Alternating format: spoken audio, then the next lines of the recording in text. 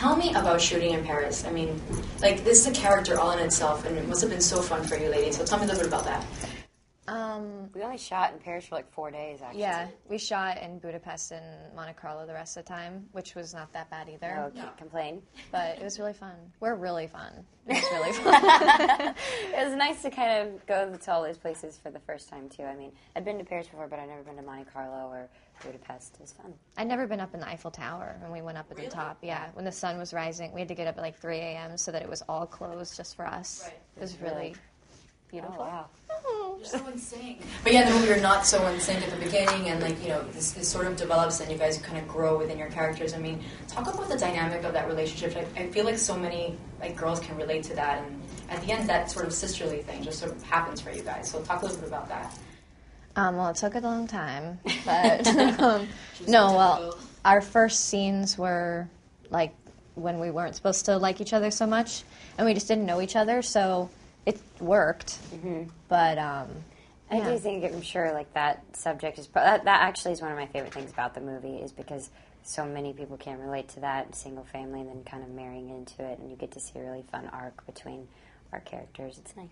It was a journey of my life, too, and, like, meeting the girls and this one. It was really just the most amazing time, and I grew so much as a person, but the character starts off really kind of uptight and real dorky, to be honest, which is not too far off. But, and then she goes on this journey with her friends, and she really grows to love them and learn from them and sort of see her own faults.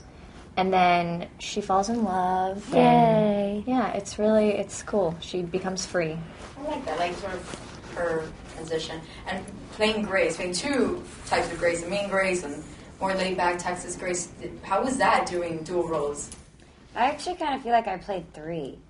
Just because I was playing Grace, and then I was playing Cordelia, then I was playing Grace as Cordelia. So I was kind of in the middle of all of it, and I never knew who I was playing that day. But it was really fun. I think it was nice to kind of have that whole contrast of someone who was nice, who was just kind of trying to make the best out of every situation, and then you have the Cordelia who's just walking evil. She just cares at the name. She was, but she was my favorite kind of mean. She was just like, it wasn't necessarily her words, it was just her demeanor and the way she looked at people. It was just really fun. It was kind of funny when you came on set, like, dressed back into Grace, because I'd be like, we just had the scene with you. Mean you, though. Not fun you at all. That's awesome. Good.